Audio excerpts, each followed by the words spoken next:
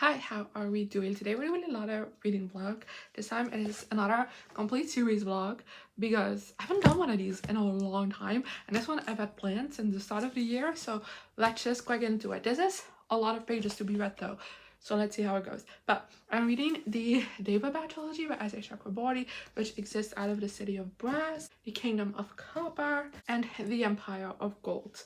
I don't know much about this series besides the fact that it's adult high fantasy, it's very well beloved, and at one point I did know what this was about, but it's been a while. I also know this first book I've owned for 5 years now. I originally bought this in November 2020, so that was a different time. Like legitimately. So I should really get to reading this entire trilogy. Like I said, I own the first book, and then 2 and 3 I got from the library, and these are bricks. I don't know how I'm ever gonna get through all of this, but I'm gonna take you along. This will be entirely I can't speak today. This will be completely spoiler free, in case you haven't seen one of my series vlogs before, because it has been a while. No spoilers. I will be discussing my thoughts on all 3 books. So yeah, I'm gonna start on the City of Brass, and then once I am into this, I can probably tell you what this is about.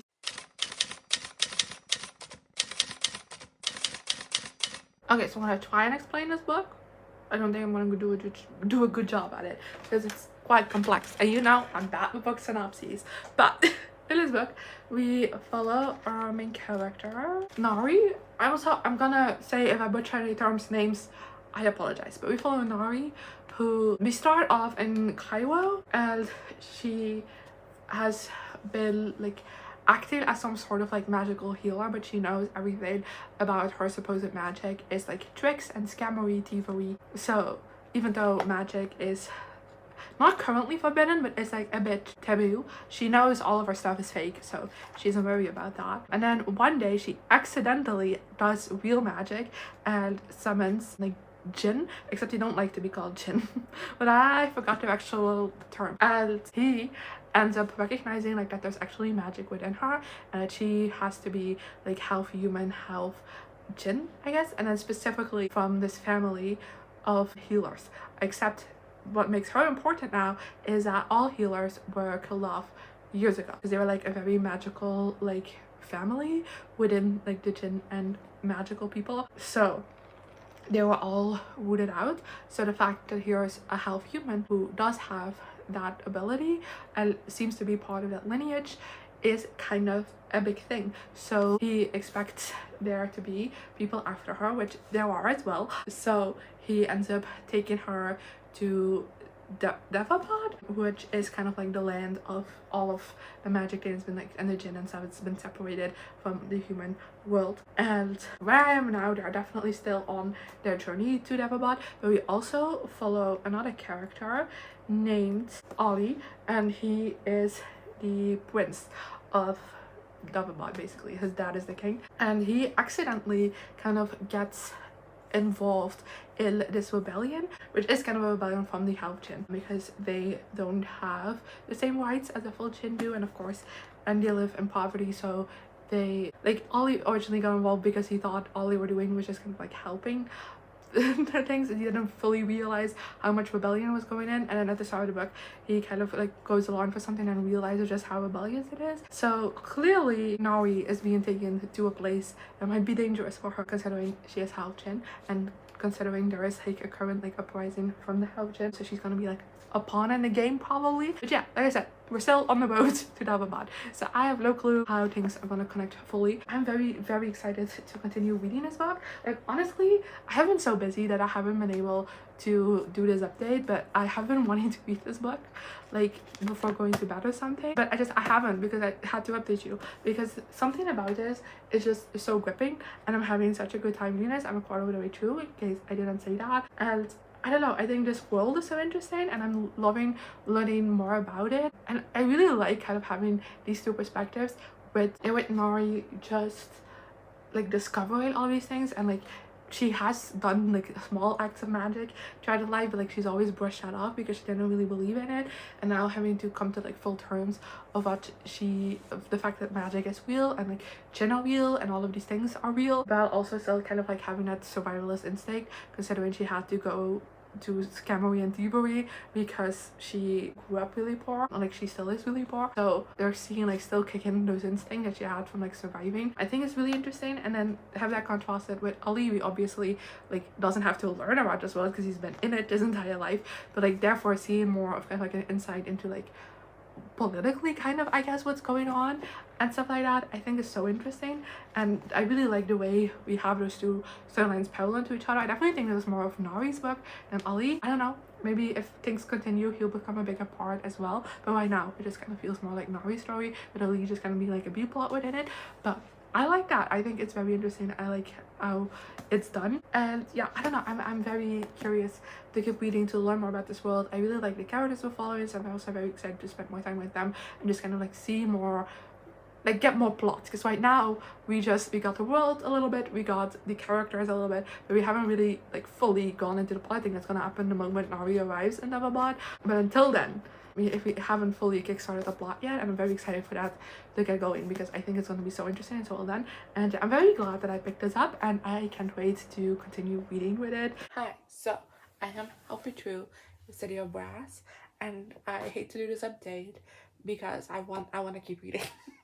Like at this point in time, I feel like with Ali's storyline mainly, we've gotten a lot into kind of like the politics of the world, and it's so interesting. And on top of that, we also just got a lot of history to both POVs from this world as well, and it's so complex and so interesting again. And a girl has arrived in daevabad, so things are starting to go down a little bit. She just entered, and I want to keep reading. That's all I want to do. It is such a gripping read right now, and I'm having not the time of my life, but I'm having a really good time. The weather outside is so gloomy, so I apologize for the shit lighting, but I did finish the City of Brass, and I will tell you, give this 4 stars. I had such a good time reading this book, and I'm so mad at myself for not picking this up sooner. Like, this has been sitting on my TBR for 5 years, and for what? For what? I could have read this way sooner. But anyway,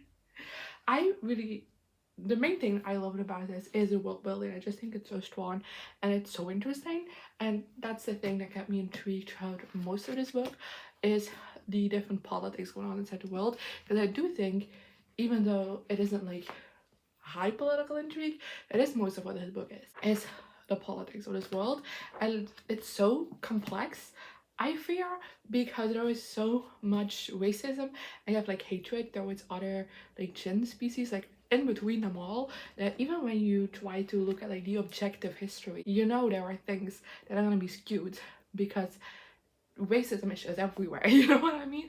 So it's not gonna be like an unbiased view of things, and that also makes it so interesting of a week, because you don't know who or what to trust, because you could be right in your own imagination of things. At the same time, this could also, like, you know what I mean, with the way that things have grown and evolved, both sides could technically be right just with the way they experience it, but also someone could be manipulating you and be lying. You don't know, especially because even besides all of the history like of racism in this world, and you know, all of that influencing how you look at things, there's also a certain character who I won't say much about because I will spoil things, that has shown an ability to lie and like a wanting to lie. Like, they don't care if they have to lie to get their shit done. And I say it's a spoiler because technically that's something that happened very early on, but just how much of a thing that is isn't revealed until towards the end, if that makes sense. Like, just how much of a conscious thing that is isn't revealed until the end, so I don't want to say too much about it because I do want to keep the spoiler free. Adding that in there, there's just like a major component just lying to get what they want. Like, that also just is like, oh, there was just like, you could be telling the truth, because there are also times, because you're only lying to benefit you necessarily, so if the truth benefits you, you don't need to bend it, you know. But also, your willingness to lie doesn't make it trustworthy, you know, what comes out of your mouth. So that made this, I love political intrigue in books, you know that. You've been around on my channel, it's what I rave about a lot in fantasy, so I love reading fantasies. And the way that's just done is just A tier in this book. Like, honestly, at the end, when certain conversations happen and you get kind of reveals of how much of a long con some of these things have been, you're like, like, I knew something was fishy, I didn't know it was that fishy. Wow, well done. Especially the epilogue. The epilogue has a major gag. I honestly, I've seen a trend on TikTok of people saying they don't like reading prologues and epilogues because they're like, if it's important, put it in the book, but like prologue and an epilogue is in a book, so that doesn't make sense. But here's the thing, I get skipping an epilogue on a contemporary romance where the happily ever after that already happens, and you don't need to read about their proposal. I get that, I do. I still read it because it's part of the book, but no shame if you don't want to read like the 100 proposal epilogue, you know. But how do you do that in fantasy? Because like major war drop just happened in this epilogue, and I don't understand how you could like continue on with the series without having that piece of knowledge. Does that make sense? Anyway, that's a side tangent, but that generally had me gagged because honestly, again, it's a thing with like characters where I was like, okay, something is going on here, but just the way and how much of it has been and how long this has been a thing, I'm just like, damn it, that's some good shit. And on top of that, besides just all this political intrigue, I also just think this world is so interesting and so complex. And again, because of kind of like these political machinations, I don't fully know what reality is, if that makes sense. And then the only complaint I have about this book, which is why it's a 4-star, because it is kind of like a big one, is there is a romance in here. And I have nothing against a romance, you know, I love a romance, but it is so minor a component of this book, but how much page time we spent on it, yet it is a major component on it to character motivations, especially Nari character motivations. A lot of it, especially towards the ending where like the big conflict kind of over the book happens, it's very much based on his romance. And considering we spent so little time with it, I just didn't feel like those strong motivations made sense. And I think there was a lot kind of in there that I'm just like, if we just earlier on when we were doing all the traveling, we just spent a little bit more time on developing a connection, developing that romance, all of this would make so much more sense to me. It would have more impact on me. But right now, I just feel like it was so undercooked, yet it's such a big part of what's going on right now. And there's also something that's happened there that I'm confused on, but I think with the way things fully ended and like the small reveals kind of the epilogue, things will become more clear in the second book, which I have right here. So I think that was kind of purposeful, the things I was confused on in like that big conflict thing. So I'm very curious to continue on and kind of like see what was going on fully there as well. Anyway, very glad about this, very excited to move on to this, so let's go.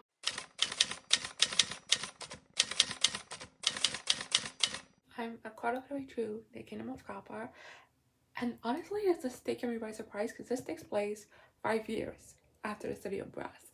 So honestly this first quarter has mostly been kind of re-establishing the status quo for these characters, plus we got a new POV introduced and I can't tell you who it is because that's so spoilery, but I'm so excited about it. Like it's a character I really love, so when I first saw their name pop up I was like yes. So anyway, but besides that, like I said, there's been a 5-year time jump in between books, which just kind of makes sense. I'm not upset about it at all, but I did not see it coming. Like I said, so far we've mainly been kind of establishing what these characters have been up to in these past 5 years, where they are now, and now where I am, they're kind of like twinkling in the plot of what this book is gonna be about, and that's so interesting already. So yeah, I don't know, I'm vibing. So I'm halfway through A Kingdom of Copper and I still can't say much about it because spoilers, you know.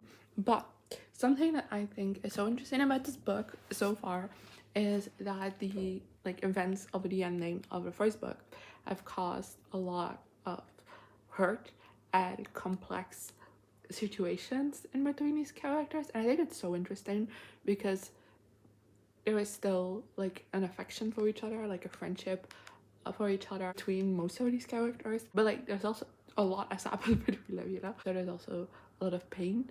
There are, I guess, a lot of like complicated situations, different views on things, and I think navigating that is so interesting. And I really like the way that's being done in this book, and I think so far that is like legitimately my favorite thing about this book. Another thing that I really like is even though we do in the first book mention it's like some types of jinn and stuff living outside of daevabad, it's not like the only place where these things exist. We don't really spend much time on that, but I feel like when it comes to this book so far, like it's not been the major theme, but it has been coming in a lot as well, and I think that is also really interesting, and I feel like it's gonna play a large part within this book, just like the rest of this book and the series in general as well. And I'm very excited to see that unfold because, you know, we are very still like centered on daevabad, which makes sense, that's the name of the trilogy, but there's other forces at play, and I really like kind of seeing more of that, I guess. I don't know. And then something I'm also really liking is that when it comes to kind of like the larger politics of this world, is actually also kind of represented in these characters, which I think is really interesting. How you like on a small scale have that between these characters, but then like on a large scale, that's how this world operates. Is this thing where like everyone has flaws, like everyone has done something wrong, and yet everyone is like so focused on what the other person has on one that they can't even see the wrongdoings themselves. Like but that's more so like on a personal level, where it's like this person has caused this harm, so I hate this person for that. But then like also not recognizing the own harm they've done to that person, or like thinking they're valid in that harm because of previous things done, and kind of like not really seeing the complexities to that, if that makes sense. But then like on larger scales, there's like generally a lot of the conflict in between these different kind of races of jinn really comes down to like you're doing bad stuff and I'm doing bad stuff against you because you're doing bad stuff, so my bad stuff isn't actually that bad. While the other side does the same thing, where it's like we're doing bad stuff because you're doing bad stuff. Like what? So I think having that parallel between like very small scale interpersonal conflicts with the characters and having a large scale like politics between these different types of jinn, I think it's really interesting to see that parallel. How the fight basically comes down to the same thing. It's like, okay, you've both done one, shut up. But I do wonder how they're gonna like resolve all of that by the end of the series, because like there's a lot, and like people are very stubborn in their ideas. So, and obviously like when it comes to like the big grand political situation, there's a long history of that. Like when it comes to the interpersonal stuff, a lot of like the conflict has been awakened after the events of the first book. So like these are like relatively fresh feelings, because even though it happened 5 years ago, this is the first time these characters are interacting like this again. I'm trying to say this without spoiling anything. So that's like relatively fresh wounds, while on a large scale those are like ancient struggle. So it's something that's been like pared down generation to generation to generation, and these jinn live a really long ass time. So if it's a conflict from like 5 generations ago, it's been a really long ass time ago. So I really wonder how we're gonna resolve that in a way that's gonna be satisfactory, I guess. And I think it's interesting, especially having Nari come into this, which was like very new to this world, and like doesn't know that history, because you know she was raised in the human realm and that's where she grew up, and that's what she presumed to be for most of her life. It's interesting to kind of see her come into this with no like prior knowledge of a lot of these conflicts, and sometimes just like saying something and people are like, how dare you, and she's like, what? Because she doesn't understand like the larger history behind that. And I think I do think she's gonna play like a massive role in this all coming together, but like obviously she's the main character. But I'm very curious how that's gonna get done, because like I said, there's a lot there. But I think it's really interesting and I'm very excited to keep reading. So I'm gonna do that, and yeah, I'll update you later. Bye. A quarter of the way. No, I have a quarter of the book left. That's 3/4 of the way through. My god, things are getting so tense. And I hate that I have to film this update, because I want to read and see where this is gonna lead to, because oh my god. Like I have to say, like nothing big has happened yet. We have had some like minor reveals, movements that have me gagged. And right now the tension is just like boiling. Like just slowly getting there, and things are starting to come together that this whole book has been kind of leaning towards, and you know things are about to go down, and I'm tense, I'm excited, and I'm loving it. Hi, so I finished the Kingdom of Copper. What a book, 5 stars so easily. I just say I do still have some minor complaints. The thing I mentioned earlier about the kind of like the hypocrisy in between like these conflicts is getting on my nerves just a tiny bit, especially towards the ending when things got like really tense. I can't take you seriously if you're gonna say like, I don't like you doing violence. My violence, that's righteous though. That's not. If you're gonna be against all violence, you can do violence yourself either. Like I don't care if you think it's righteous. Everyone thinks it's righteous around here, you know? That did get on my nerves just like a tiny bit. But like not enough to ultimately like dog anything from my story. Also, small complaint towards the end is that I do think Nari made some really stupid decisions. And she's so smart. This is so out of character for her. And I hate that he got so stupid. I was like, oh, use your brain for 5 seconds. But If she didn't, we wouldn't have gotten the very exciting ending to this book. Like, oh my god, again, people who don't read an epilogue, how do you live? Because major law drop in the epilogue yet again. But even before that, I just think what this book in particular does so well is just this entire time you're kind of not doing nothing, but it does kind of feel like a big kind of like chessboard of politics, if that makes sense. And the moves everyone's making, you're like, okay, I get them. I get what we're doing, but like they're tiny moves. If that makes sense. And then at a certain point, as I talked about, like my 3/4 of the way up to, my 3/4 of the way through update, at a certain point, you're like, wait a minute, and everything just starts coming together, and you just start to realize how brilliant earlier moves were, or like how bad earlier moves were, and how we're fucked now because of these moves, even if they seemed right in the moment. Love it. And just the way it created that tension throughout this entire book, and it just exploded in like the last quarter. I'm obsessed. I truly am obsessed. Oh my god, I was so tense throughout like that entire last quarter, because what do you mean you did that? I won't say more about it, obviously, because spoilers. And then, like I said, the epilogue. So yeah, I am immediately delving into book 3. Hello, this is massive. How many pages is this book? I don't even know. I know it's over 700. So there's the glossary at the back. 720 pages. Loving. So I just finished the first part of the, what's it called? The Empire of Gold? Yes. Finished the first part of the Empire of Gold. It's a massive book. It's 200 pages. And I only just read the beginning. Anyway, something I want to talk about is, earlier I did mention that in the second book we get 3 POVs. That's also the case for this book. So we still have Ollie and Nari. We also have a third POV that I won't say who that is, because I think that's a massive spoiler for the first book.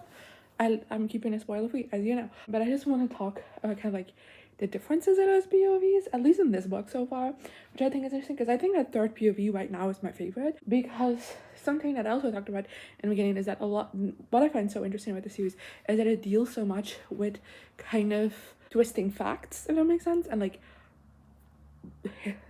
the biases within history. I don't know if that makes sense the way I'm phrasing it, but just like this concept that even if it's written down in a history book doesn't mean that it's devoid of bias, or that things haven't been twisted to make certain groups look more favorable, like other groups less so, and that therefore different species within these gens can have different perceptions of the same event, because, and that are technically correct for all of them, or like factual for all of them, because, you know, biases slept through. And that's like a major theme of the series, I would say, and it's kind of like deconstructing that and like trying to figure out like the actual truth within all of these realities is a big part of the series, I would say. And it's what I think is super interesting about this series. But what I think is the most kind of like annoying part about this book so far is that at this point in the series, Ollie and Nari have had several examples of this happening, and yet they're still very black and white thinking, which is like very annoying to me, because you're gonna look at like present day situations where people in power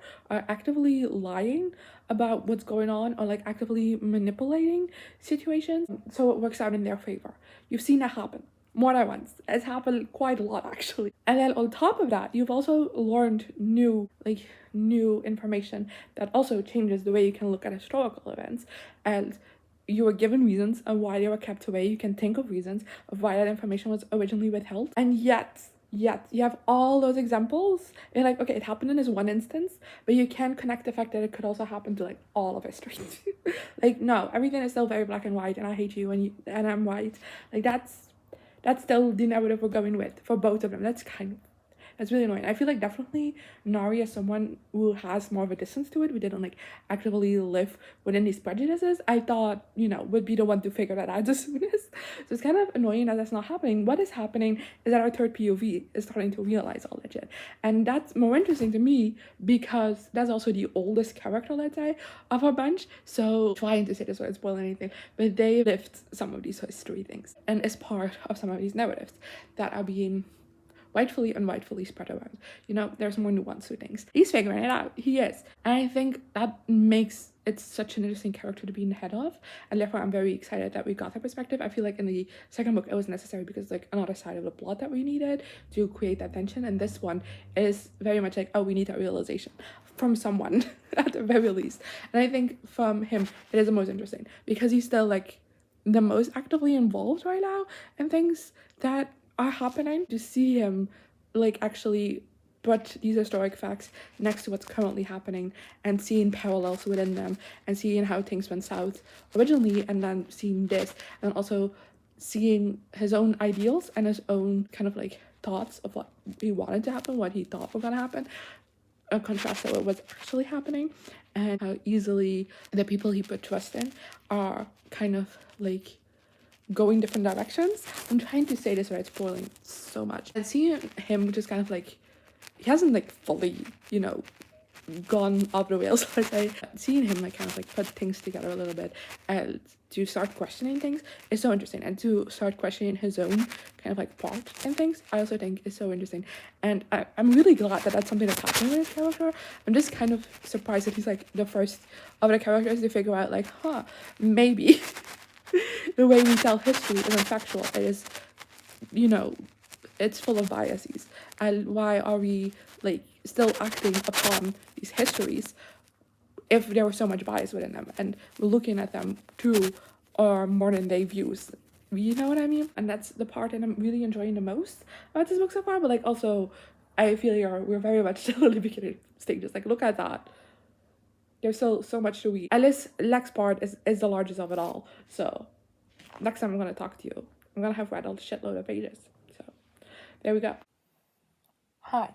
So I finished part 2 of this book, and I'm not gonna lie, I'm so over it. I'm not liking this book at all. And it might seem like a huge opinion shift, but like this is how much I have left. Like I'm on page 580.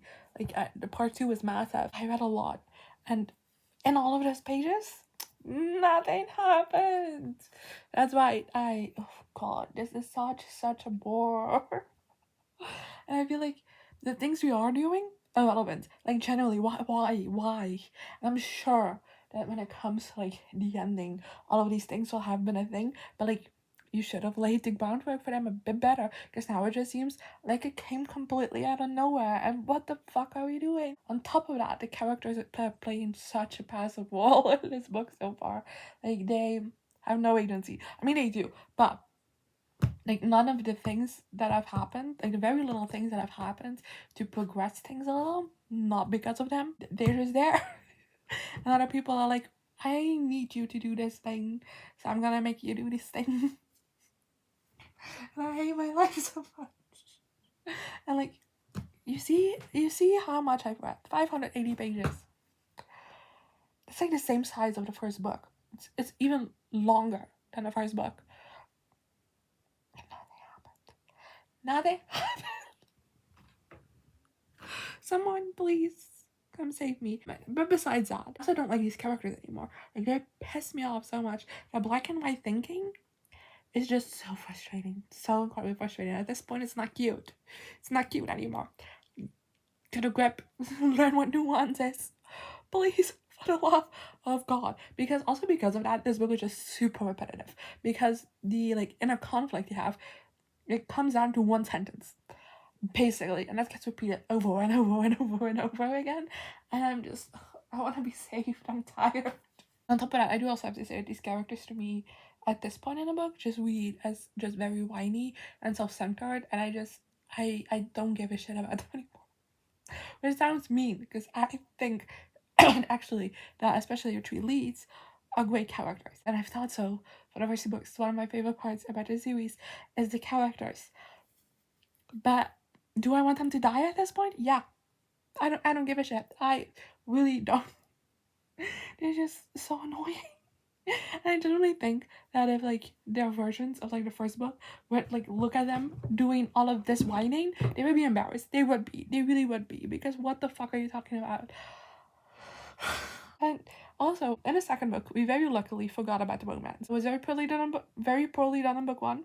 So I'm glad we shoved it to the side and did not care about that anymore. Why is it back? Why is it back?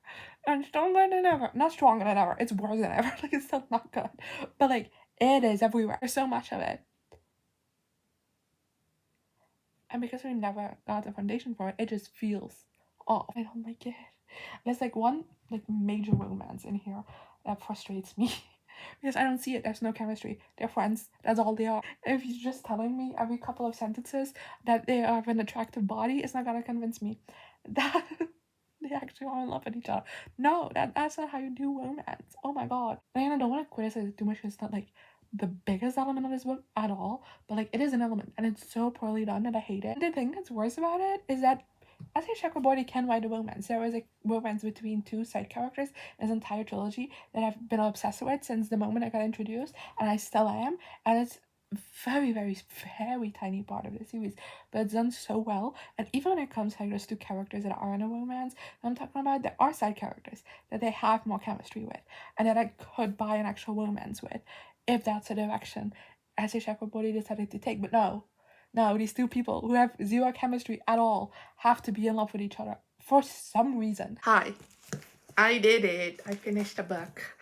I gave it 2 stars though. I think it was obvious from my previous update that I just did not like this book. And honestly, the ending of this just pissed me off because like the final battle, if it lasted 50 pages, that's an exaggeration. Like honestly, that was over so quickly. We didn't even get to see most of the action. We glossed over it completely.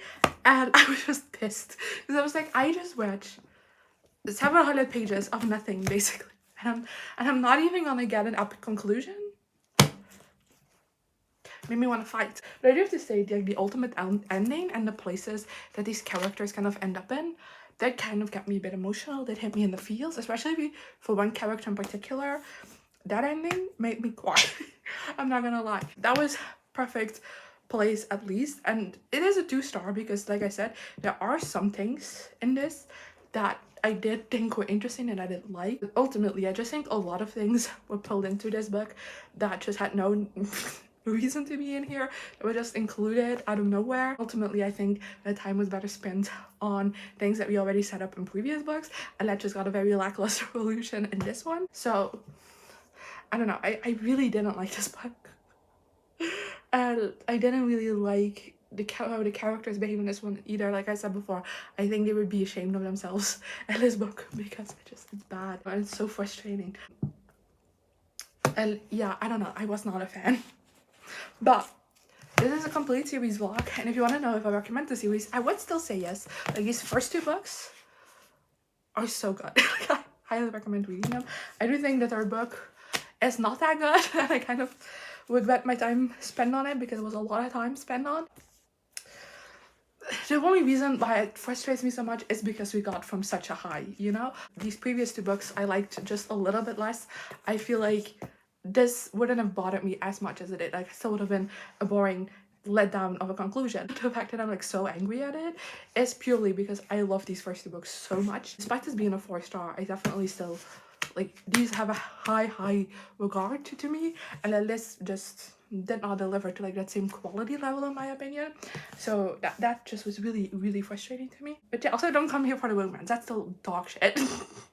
That's the worst thing in this whole entire series is the romance. But honestly, it's such a small part that it's kind of a nitpick, especially for like this first book.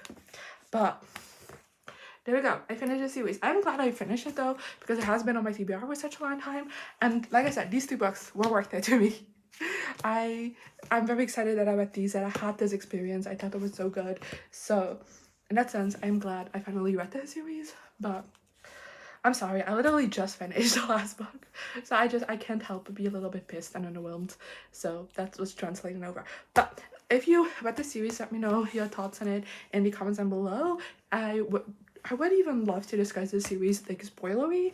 If you want to, just leave like a little spoiler warning at the top of your comment so people who have watched this video and not read the series yet know not to read your comments.